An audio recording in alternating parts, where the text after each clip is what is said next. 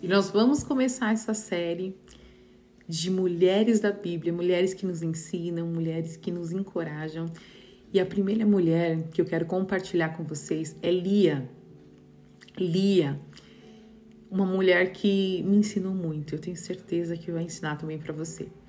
Lia, a história de Lia que eu quero compartilhar com vocês está em Gênesis 29, do capítulo 16 até o 34. Eu não vou ler, mas eu encorajo você a ler aí na sua casa para você entender melhor.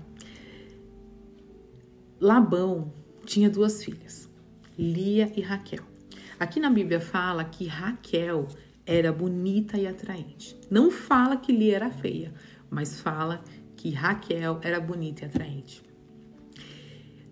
E é um dos pontos que eu quero frisar aqui com vocês. E a gente parte daqui, sobre beleza. Quem conhece a história sabe que Jacó, ele quis sempre se casar com Raquel. Raquel era a filha mais bonita e foi por ela que Jacó se apaixonou. Porém, naquela época, não era certo, né? O correto era dar a filha mais velha, e Lia era a filha mais velha. O certo era dar a filha mais velha casamento antes da filha mais nova. Então, Jacó, automaticamente, ele trabalhou ali 7 anos por Raquel, achando, né, que era por Raquel, só que no final o pai entregou Lia. E Jacó ficou muito bravo. Quando ele foi falar isso, Labão falou: ok, trabalha mais 7 anos e aí você vai ter minhas 2 filhas. Porém, lembre-se, Jacó era apaixonado por Raquel, que era mais bonita e atraente. E depois que Jacó teve as duas, ele deixava muito claro que ele amava mais Raquel. Porém, naquela época, Lia era quem concedia filhos a ele e Raquel era estéril. Lembra, Raquel era mais bonita, a que ele amava. Mas eu entendo que ali existia um conflito, sabe? Talvez uma escolha precipitada. E Deus era com Lia.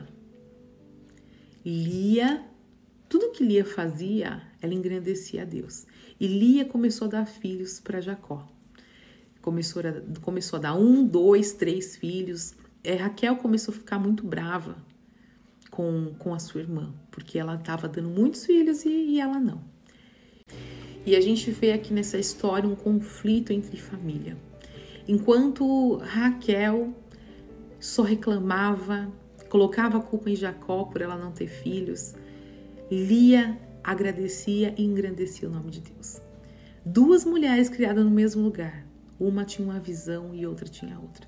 E a gente vê a vida de uma fluindo e a vida de outra parada.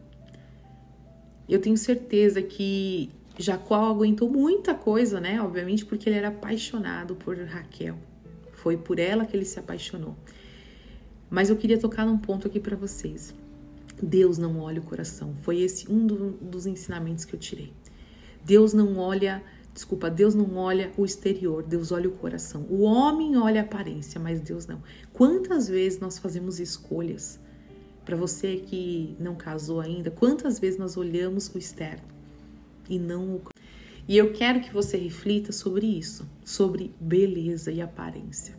Será que a gente está escolhendo por beleza, por aparência? Eu fico aqui imaginando que talvez o plano de Deus para Jacó, né? Porque a Bíblia fala que eu sei os planos, Deus faz planos pra gente, não que eles serão cumpridos, porque se a gente não tá em sintonia com Deus, a gente não vai viver os planos dele, a gente vai querer viver os nossos. Mas eu acredito que os planos de Deus era Lia, mas a Jacó foi pela aparência, ele escolheu e se apaixonou por Raquel. E olha só, quantas coisas aconteceram. Então, muitas vezes a gente tem que tomar cuidado com os nossos olhos. Será que a gente está olhando o que é certo, aquilo que Deus tem para nós? Outra coisa que a gente precisa prestar atenção, que me chama a atenção e me ensina muito aqui, é sobre a fé de Jacó e a fé de Lia. Eles tinham a fé no mesmo Deus. Eles criam da mesma forma. E olha que legal, quando você tem duas pessoas alinhadas na mesma palavra, na mesma fé, olha os frutos. Por mais que eles não se amassem, né, de uma forma grandiosa como ele amava Raquel, mas os frutos estavam aí. Deus estava abençoando eles com filhos. E é isso que eu quero falar com vocês também. Quando um casal vive em comunhão com Deus, não tem quem os pare. Eles são abençoados. É viver em jugo igual. É viver unidos. Ninguém para. Pirracenta, sabe? Ela colocava a culpa no marido. Ela falava, me dê filhos. Você quer que eu morra? Sabe? Birra mesmo. Você conhece gente assim? Que precisa ser para agora, é meu, o que será?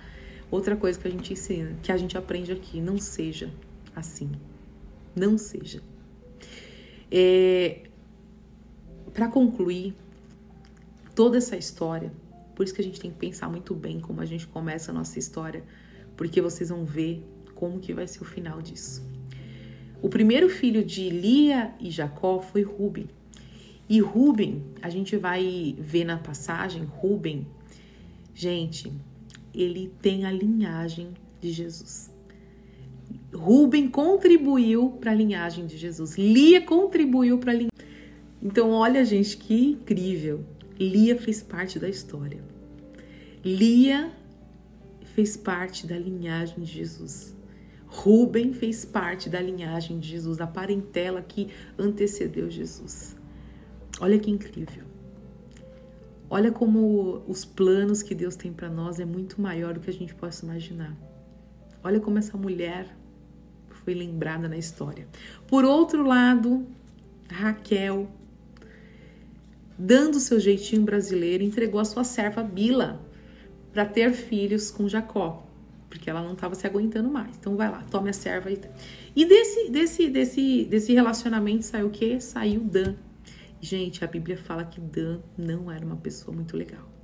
Se a gente for lá em Apocalipse, a gente vai ver que Dan, ele não está na lista daqueles que foram selados da tribo de Judá. Ou seja, veio maldição sobre a vida de Dan. Um erro lá do passado, uma antecipação, coisas que foram feitas lá, ocasionaram um futuro não muito legal. Então é por isso que a gente precisa pensar muito. Eu contei a história de Lia. Lia tem muito a nos ensinar. Lia tem muito a nos ensinar. Um coração aquebrantado, um coração contrito, um coração a Deus. Ela frutificou, ela prosperou. Eu quero que você leia depois toda a história e você vai ver. E a gente vai aprender muito com Lia. Que Deus a abençoou. E eu tenho certeza que Deus vai abençoar você também. Que nós sejamos mulheres como Lia. Mulheres sábias, que sabem a hora de falar, que sabem a hora de se aquietar. Mulheres tementes a Deus, mulheres que engrandecem o nome de Deus. Mulheres que não pensem só aqui, mas lá na frente. Lia colocou seu nome na história. Lia foi precursora de uma geração que deu a linhagem do Messias, do nosso Jesus Cristo. Uma vida reta com Deus, uma vida de um coração muito mais bonito do que uma aparência, de um coração limpo, de um coração lindo. E que nós sejamos essa mulher sábia, essa mulher que deixa história, essa mulher que tem história para contar.